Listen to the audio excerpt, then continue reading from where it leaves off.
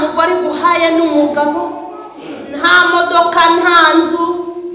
Iki gitero cyonyine kigomba gukomeza umugenzi n'umukozi. Ibyiringiro byawe bijye bishingira kuri iyi ndirimbo. Umenye ngo hari igihe cy'isarura kizagera. Imana yegeranye abakozi, ibashimire mu ruhame rwo mu ijuru, ijye bakora mu ntoki babwire ngo mwakoze neza.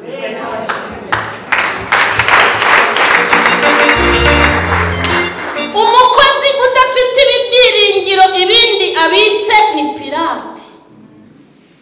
Iyo nibutse ko Yesu azatwakira, nkibuka ko hari igihe azadushimira, nkibuka ko azankora mu ntoki, ndakora wenda nzamushimira.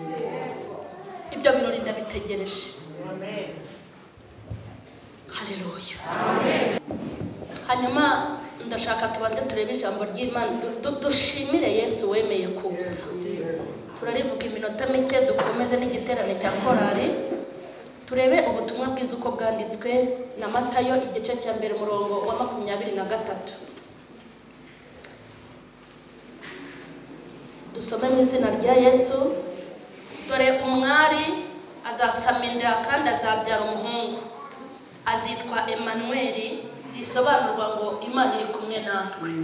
Umwuka wera nabamanukira, muzaba abagabo bo guhamya Imana, muzayihamya i Yerusalemu, i Samariya, i Yudaya ndetse no ku mpera y'isi.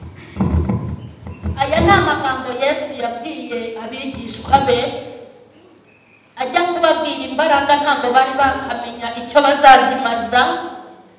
Abitegereza akabararanganyamo amaso, yabonaga ukuntu bazabambwa bacuramye, yarebaga ukuntu bazaterwa amabuye, yarabitegerezaga akabona ukuntu abantu bazabavuma bakabavugiriza induru. Yesu yari azi inzira intumwa zizanyuramo ko ari inzira y'umubabaro n'umuborogo. Hanyuma arababwira ngo icyakora yari yamaze kureba imbere. Iyi ni Imana iturebera imbere tutarahagera. Hari igihe uza kuyaka amafaranga ikabona yuko atariyo yihutirwa, iti ahubwo mukuriyeho urupfu.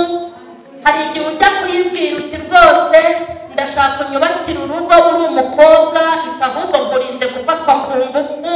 Ndashimira Imana imenya ibiri imbere tutarabigeramo, yajya no kuduha ikaduha ibyihutirwa ibindi ikabibiretse. Uzafata amasengesho ufite ibyo uri kwaka Imana, ubona iguhaye ibinyuranyije n'ibyo washakaga, ntukagire ngo ntigukunda, ahubwo yaguhaye ibyihutirwa, kuko Imana izi ikibanza ndetse n'igiheruka. Arangije umwami arababwira ngo icyakora muzahabwa imbaraga ari uko Umwuka wera yabamanukiye. Niba hari ibintu byibagiranye, ni ikintu bita Umwuka wera. Niba hari ibintu abantu batagishaka gusaba, ni Umwuka wera. Kandi ntushobora gukizwa udafite uyu mwuka ngo uzagera aho ujya. Ni nko kubwira imodoka ngo ukayatsa ugashyiramo kontaje kandi nta esase wasutsemo ntiyakuviraho. Kuba udafite Umwuka wera kandi uri umukristo ni nko gutera ibishyimbo hanyuma bikabura imvura, ntibishobora kurengaho biva. Kutagira Umwuka wera uri umukirisitu ni nko gufata injerekani ukayitereka ku mugezi ngo yuzure, kandi bamaze kuyitobagura mu mpande zose amazi akajya ajyamo anasohoka. Imana ntihabwe icyubahiro. Hanyuma kandi ndashaka kubabwira ngo Noheli nziza. Ubundi uyu mwanya dutangiriye bumeze nk'uwo kubasuhuza, mbifurije Noheli nziza n'umwaka mushya muhire. Nizere ko umunsi w'ejo Noheli yabaye, uriya mwami yavukiye muri mwebwe kandi ntazavukire muri wowe gusa, ahubwo ko azagenda akura azajya kurira muri wowe, azakurire muri wowe, azaba umugabo ari muri wowe, azarinde aba umugabo kandi akiri muri mwebwe mu izina rya Yesu. Haleluya. Amen. Yesu arabwira abigishwa be, arababwira ngo nibajye kumurindirira he mu murwa. Burya hari ahantu Imana uyishakira ukayibona, kuko burya ahantu hose ntihaba. Ahantu hose ishobora kuhareba ariko ntihaba. Arabategeka ngo bajye mu murwa.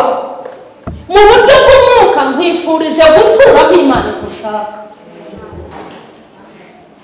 Imana ikurinde gutura aho ushaka, ikurinde gutura aho abantu bashaka, ikurinde gutura aho viziyo igutuza, igutuza ahantu ituye ishaka, kuko aho ishaka ni naho iri. Kandi burya buri wese atuye ahe mu buryo bw'umwuka. Ahari aho Imana yagushyize nanjye hari aho yanshyize. Ibategeka kujya i Yerusalemu, iyo bibeshye bagakatira ahandi ntabwo umwuka bari kuwubona. Nkwifurije gutura hejuru mu buryo bw'umwuka, nkwifurije gutura hejuru mu buryo bwo kwizera, nkwifurije gutura hejuru mu buryo bwo gukorera Imana, nkwifurije kuba hejuru mu buryo bwo kugendana n'Imana. Kuko burya n'ibiturwanya ntibiri hasi. Urabona ibiturwanya biri hasi? Ibiturwanya ntibiri hasi, ibiturwanya ntibijya biryama nka k'umuryamo ugasinzira ukagira ngo wageze mu ijuru. Ibiturwanya ntabwo bijya bivuga, ntibijya bireba hirya, bihora byayacanye. Nkwifurije gutura hejuru uwo uri we wese. Imana igutuze hejuru. Igihe turimo abantu nibadatura hejuru bazasigara.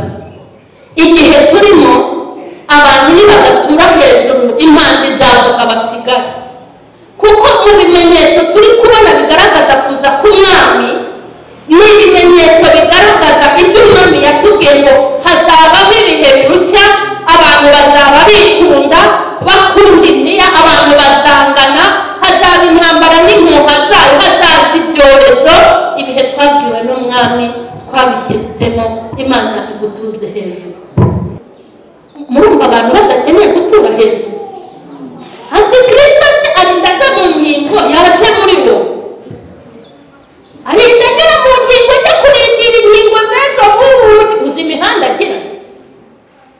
Buriya ushobora gusanga mumaranye imyaka umukorera, ushobora gusanga yaraguhaye ijire yo kumukorera, akaba yaraguhaye n'ikarita ye yo kumukorera, ukaba ugendana ikarita n'ijire utabizi, ariko wabona urukingo ngo harimo antikristo.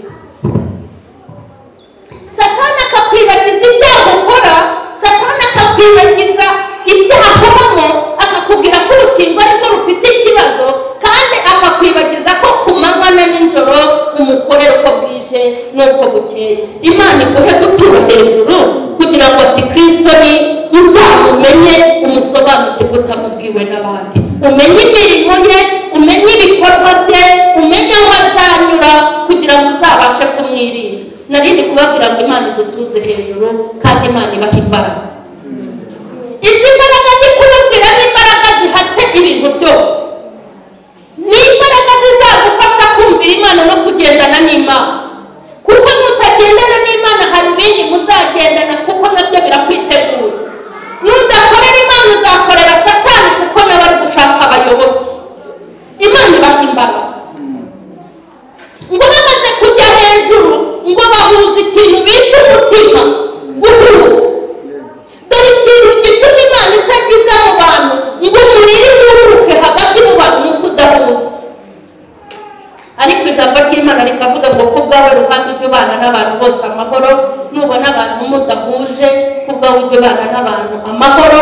Kuko hari ijambo nabwiwe n'Imana, yarambwiye ngo nubwo umuriri w'umwuka wera utakiza, ariko ngo Imana izajya yuzuza abantu umwuka wera buri wese ku giti cye. Ubwo ni kukimenya.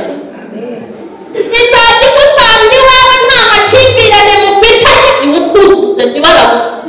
Ugize muri korali ufite uwawe. Amina. N'ubu uri ahantu nyine muhazi se. Ise nibona nta kibazo mufitanye, imugusuke. Gahunda ni uko imeze.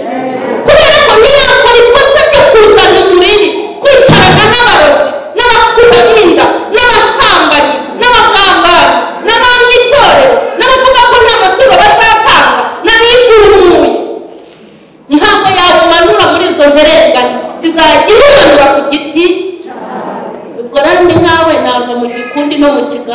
abana n'Imana ku giti kugira ngo se nubwo umuriro udahari umwuka ntuhari urumuri ukuzuza buri munsi. Hari igihe cyo gusanga mu muhanda nta kibazo ihita nyine wicaye nkana mu rusengero abandi ntibakaguhite, nuko yangiye kubikora. Ngo maze bahuza umutima ngo umuriro gusa umeze nk'umuyaga uhuha ngo kandi batunguye buri wese ahabwa. Ndashaka gusoreza aha hantu mbabwira ngo buri wese ajya akoresha ubwo yahawe. Ubu rero abantu bari kwiganiza abantu, wikigana imirimo yanjye, wikigana ivugabutumwa ryanjye, wikigana impano zanjye, Imana iguha izawe. Umuntu akomera kuko yayikoresheje neza. Nubona wifitiye umuhamagaro ukigirira impano yo gusura abarwayi nta n'icyo bashyiriye, ni ukuri bye. Ntuzavuga ngo ntiwajyanye amasukari, wajyanye ibyo ufite. Nubona ufite impano yo kuza ugasengera iteraniro, ntuzavuge ngo ntabwo nabwirije, uzabikore kandi ubikore neza buryo uzahita ugahirwa. Nta mpano ikomeye imbere y'Imana, umuntu akomera kuko yayikoresheje neza. Kandi ndashoje, tugiye gusenga.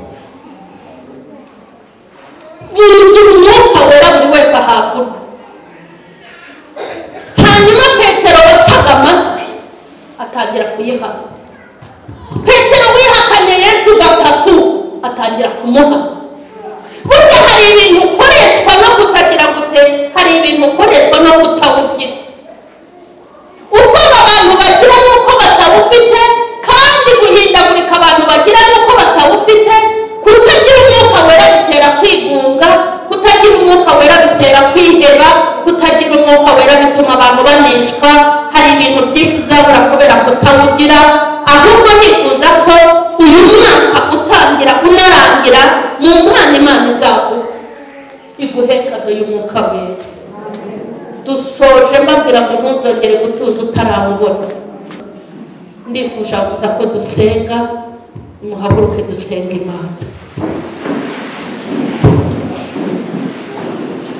Imana ifite ubutware n'ubushobozi, Imana ifite imbaraga zitarondoreka, Imana yambaye icyubahiro ndetse no gukomera.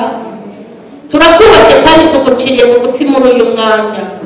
Twaje kwamamaza ubutumwa bwiza kugira ngo izina ryawe rigere kure.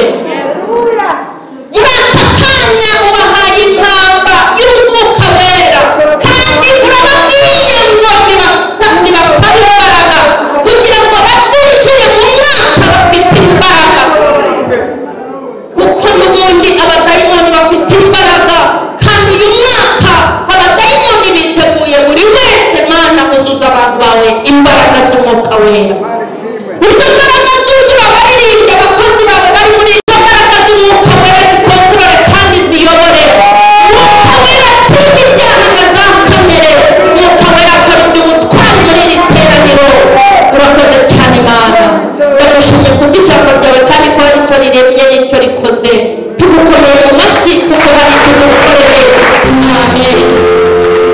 Imana rero nibaha umugisha, turaza no kubana no mu bindi byiciro, kandi Imana iha umugisha abayobozi baduhaye umwanya. Amen.